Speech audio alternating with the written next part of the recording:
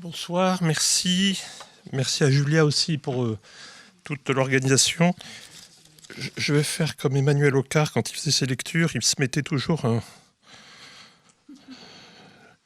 Voilà, pour que ce soit pas...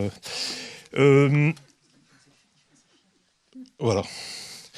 Je voulais vous parler de deux choses. La première, très rapidement, c'est que dans le cadre de la collection de poches qu'on a créée maintenant depuis à peu près 1 an et demi, où 6 ou 7 titres sont parus, on réédite au mois de septembre les mots d'Aliénor de Cathy Bernard, qui est un livre qui avait plutôt bien marché et qu'on a très vite, qui était très vite épuisé, et qu'on réédite une nouvelle édition et qui est une sorte de traversée du XIIe siècle à travers la figure d'Aliénor et à travers la figure de ses ancêtres, de ses descendants, tout ça à travers les textes notamment des troubadours. Donc on ressort ça début septembre, ça va être le 8e titre de cette collection de poches, où on réédite soit certains de nos livres, soit des textes qu'on a rachetés à d'autres maisons d'édition, dont vous pourrez voir quelques exemplaires là qui sont à votre disposition en haut. Juste un tout petit mot par rapport à Cathy Bernard.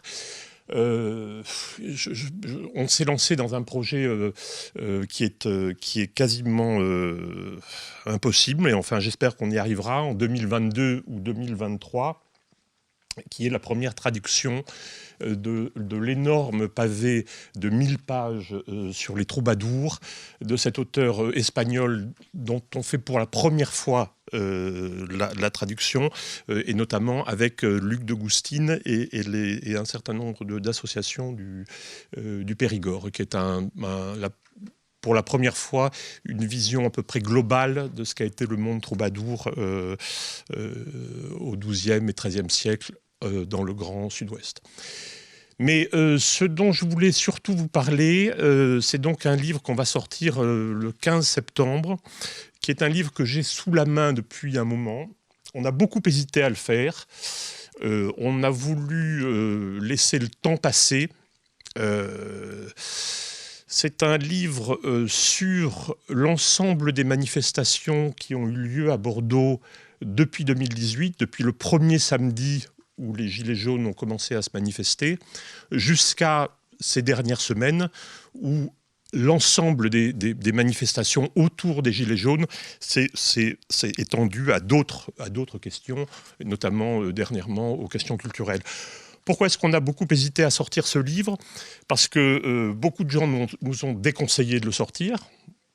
Donc on écoute, mais en même temps on se dit, voilà, il faut peut-être le faire. Et aussi parce que je pense qu'avec le petit recul qu'on a aujourd'hui, la crise des Gilets jaunes est peut-être quelque chose que l'on peut voir avec un peu de distance aujourd'hui, d'autant qu'on a eu l'autre crise, la crise sanitaire, sur laquelle malheureusement on n'a pas beaucoup de recul, il suffit de voir ce qui se publie dessus.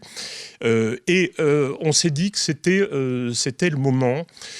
Pour moi, il y a eu deux textes importants sur la question des Gilets jaunes, qui est le livre le petit tract de Barbara Stiegler, il y a peu de temps, et un livre qui a été publié il y a 2 ou 3 ans, de Pierre Vermeuren, La France qui déclasse, qui est un livre que j'avais beaucoup aimé, qui, quoique au cœur de l'action, était quand même un livre très, je trouve, visionnaire sur le problème que soulevaient les Gilets jaunes, et qui a accepté de préfacer cet ouvrage. Il est actuellement en Tunisie et il est en train d'écrire la préface de ce livre. Alors, en 2 mots, de quoi s'agit-il? Éric Ron, certains d'entre vous le connaissent peut-être, est historien de l'art.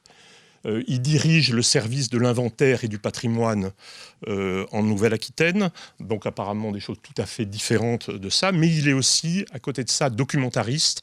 Il a fait un très beau film sur la culture rome chez Caracal, là, il y a 2-3 ans, qui est sur des camps roms à Bordeaux, et il est photographe et documentariste, et il a décidé dès le premier samedi de suivre de manière pas du tout distancée puisqu'il s'est retrouvé complètement dans l'action de ce qui s'est passé, avec un a priori qui n'était ni positif ni négatif, mais qui, au fur et à mesure des samedis, est devenu, comment est-ce que je pourrais dire ça, de plus en plus empathique. Et je pense que quand on lit ce livre, que j'ai lu, relu avant de décider de le faire, qui a d'ailleurs beaucoup évolué, aussi bien sur le choix des images que sur le texte lui-même, parce qu'au fur et à mesure que le temps passait, Cron tentait de trouver la bonne distance par rapport à cette question, c'est-à-dire de n'être ni dans l'absolue empathie, ni dans le refus complet, ni dans tout ce qui a pu traîner pendant cette période des Gilets jaunes, où on passait de tous les excès, pour, contre. Je pense que le temps, la crise sanitaire qui a suivi, d'une certaine manière, ont permis de creuser un peu ce rapport que nous, individuellement, mais aussi que vous, par exemple, en tant que commerçant, avec des vitrines qui donnaient sur les rues où passaient les Gilets jaunes, avec toute cette manière dont les revendications très complexes des Gilets jaunes ont été parfois transformées, rejetées, perturbées par d'autres manifestations. Toutes ces questions, il les aborde dans un texte qui est à la fois sociologique, mais en même temps qui raconte vraiment cette expérience, parce qu'il est allé, au carton, comme on dit. Il s'est retrouvé en face de la mairie pratiquement tous les samedis. Il a parlé aussi bien avec les Gilets jaunes qu'avec la police. Il a assisté à toutes les scènes dont la presse a parlé, qu'on connaît tous. Mais je pense avec une extraordinaire, c'est pour ça qu'on a décidé de le publier, sentiment, tenter de comprendre ce qui s'est passé.